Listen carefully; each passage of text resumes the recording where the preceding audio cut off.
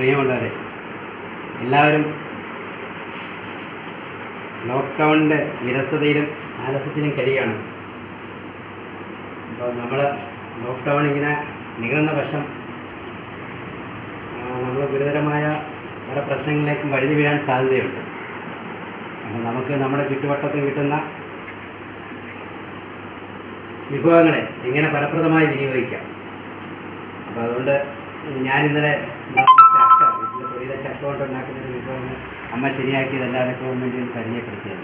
ഇന്നിപ്പോൾ നമ്മുടെ തൊടിയിലെ മാങ്ങ, ആ മാങ്ങ എങ്ങനെ നമുക്ക് ഫലപ്രദമായി വിനിയോഗിക്കാം. തന്നെയല്ല, മാങ്ങയ്ക്ക് എന്ന് പറയുന്നത് പോഷക സമ്പുഷ്ടമാണ്. അപ്പോൾ ഈ കൊറോണയെ നേരിടാൻ നമുക്ക് കുട്ടികൾക്കും മുതിർന്നവർക്കും നല്ല പോഷക സമൃദ്ധമായ ആഹാരങ്ങൾ വേണം. അപ്പം നമ്മുടെ ചുറ്റുവട്ടത്ത് അനേകം നമ്മൾ ഉപയോഗിക്കാതെ നടക്കുന്ന വിഭവങ്ങളുണ്ട്. മാങ്ങ എല്ലാവരും ഉപയോഗിക്കും, എങ്കിലും മാങ്ങ അതിൽ രുചികരമായിട്ട് എങ്ങനെ നമുക്ക് വിഭവങ്ങളാക്കി മാറ്റാമെന്ന് നമ്മളിന്ന് വീട്ടിൽ ചെയ്ത കുറച്ച് കാര്യങ്ങൾ നിങ്ങൾക്ക് വേണ്ടി ഒന്ന് കാണിച്ചു തരികയാണ്. ഇപ്പം ഇത് പച്ചമാങ്ങയുണ്ട്, പഴുത്ത മാങ്ങയുണ്ട്. അപ്പം ഈ പച്ചമാങ്ങ നമുക്ക് പച്ചമാങ്ങ കൊണ്ട് എങ്ങനെ ജ്യൂസ് ഉണ്ടാക്കുന്നത്, അത് പച്ചമാങ്ങ കൊണ്ടുണ്ടാക്കിയ അടിപൊളി ജ്യൂസാണ്. വളരെ ടേസ്റ്റി ആയിട്ടുള്ള ജ്യൂസാണ്. അപ്പോൾ ഈ പച്ചമാങ്ങ എന്നത് ഇതിൻ്റെ എല്ലാ വിറ്റാമിനുകളൊന്നും തന്നെ നഷ്ടപ്പെടാതെ നമ്മുടെ തൊടിയിലെ മാങ്ങ എങ്ങനെ കുട്ടികൾക്ക് നല്ലൊരു ജ്യൂസാക്കി കൊടുക്കാമെന്നുള്ളതാണ്. നല്ലൊരു ജ്യൂസാണ് പച്ചമാങ്ങയുടെ ജ്യൂസ്. അതുകൊണ്ട് പഴുത്ത മാങ്ങ കൊണ്ട് മാങ്ങയും പാലും ചേർത്തുണ്ടാക്കിയ മാങ്കോ ഷേക്കാണ്.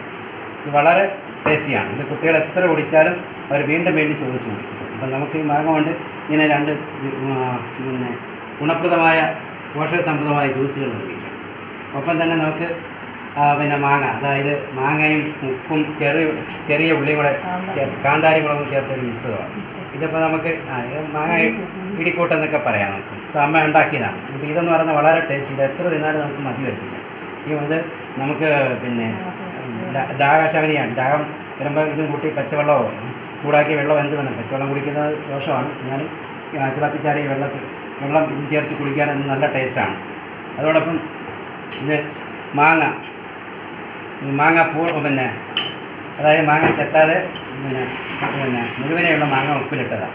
ഇത് 1 വർഷം വരെ കേടുകൂടാതിരിക്കും. അപ്പം നമ്മുടെ തൊടിയിൽ കിട്ടുന്ന മാങ്ങ നമുക്ക് 1 വർഷം വരെ, അടുത്ത സീസൺ വരെ ഉപയോഗപ്രദമാക്കാത്ത രീതിയിൽ ഇതുപോലെ ഉപ്പുമാങ്ങ ഉണ്ടാക്കാം. ഇത് മാങ്ങാ സ്വാദ്. ഇത് മാങ്ങയും മുളകൊക്കെ ചേർത്ത് നമ്മുടെ കറിക്കൂട്ടുകളെല്ലാം ചേർത്തുണ്ടാക്കി ചീനപ്പറണ്ടിയിൽ സൂക്ഷിക്കുക. ഇത് ചേർത്തിയാണ്.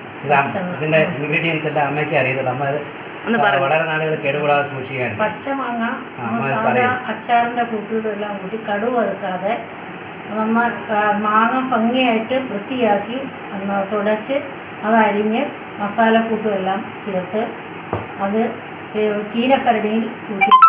അതിൻ്റെ മുകളിൽ പച്ചെണ്ണയിൽ മുക്കിയ തുണിയിട്ട് കരണ്ടി നന്നായിട്ട് കെട്ടിവയ്ക്കുക. ഏതാണ്ട് ഇതിപ്പോൾ 3 മാസം കഴിഞ്ഞ് ഈ പച്ചമാങ്ങ സ്വാദം. ഇത് നമുക്ക് കഞ്ഞിക്കും അതുപോലെ തന്നെ തൊടുകറിയായിട്ടും ഒക്കെ നമുക്ക് കൂട്ടാം.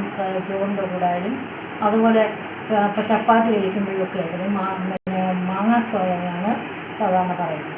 അപ്പോൾ അതുപോലെ നമുക്ക് ഈ പച്ചമാങ്ങ നമുക്ക് വളരെ മീൻ കറികളിലൊക്കെ വളരെ സ്വാദിഷ്ടമാക്കുന്നതിന് പച്ചമാങ്ങ അനിവാര്യമാണ്. ഈ പച്ചമാങ്ങ നമുക്ക് സീസൺ കഴിയുമ്പോൾ എങ്ങനെ കേടുകൂടായിരിക്കും. അപ്പോൾ ഇത് പച്ചമാങ്ങ ഒരു 6 മാസത്തോളം കേടുകൂടാതെ നമുക്ക് സൂക്ഷിക്കാവുന്ന ഒരു മാർഗ്ഗമാണ്. പച്ചമാങ്ങ ഇതോണം കഷ്ണങ്ങളാക്കിയതിന് ശേഷം ഇതുപോലൊരു പ്ലാസ്റ്റിക് കവറിലിട്ട് ഫ്രീസറിൽ സൂക്ഷിച്ചാലാണ് ഇതൊരു 6 മാസം വരെ കേടുകൂടാതെ.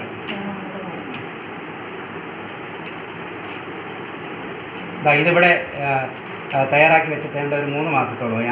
സീസണിൽ ആദ്യം പിടിച്ച മാങ്ങയാണ് ഇവിടെ എടുത്ത് വെച്ചിരുന്നത്, ഫ്രീസറിൽ വെച്ചിരുന്നത്. ഇത് നിങ്ങൾക്ക് ഇതുപോലെ സൂക്ഷിച്ചാൽ വർഷത്തിൽ മുഴുവൻ നമുക്ക് നമ്മുടെ മാങ്ങ ഇങ്ങനെ കേടുകൂടാതെ സൂക്ഷിക്കാം. ഇതാണ് മാങ്ങ ഫ്രീസറിൽ സൂക്ഷിച്ചത്. 6 മാസം വരെ കേടുകൂടാതെ.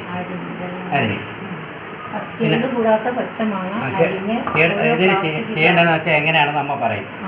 കേടുകൂടാത്ത മാങ്ങ മാങ്ങാക്കറിക്ക് എരിയുന്ന വിധത്തിൽ അരിഞ്ഞ് ഓരോ മാങ്ങയും ഇതുപോലുള്ള പ്ലാസ്റ്റിക് കവർ നമ്മൾ സാധാരണ കൊണ്ടുവരുന്ന കവറിനകത്ത് ആക്കിയിട്ട് വലിയ കവറിൽ ഈ ഓരോ മാങ്ങാ കവറും ഇട്ട് ഫ്രീസറിൽ വെച്ചാൽ നമുക്ക് 6 മാസം വരെ അപ്പോൾ പറിച്ച് മാങ്ങാക്കറി വയ്ക്കുന്ന രുചിയോടുകൂടി ഉപയോഗിക്കാം. ഇത് നിങ്ങളെല്ലാവരും പരീക്ഷിച്ച് നോക്കുക, എന്നിട്ട് അഭിപ്രായം പറയാം. അതുപോലെ തന്നെ ഇത് പിന്നെ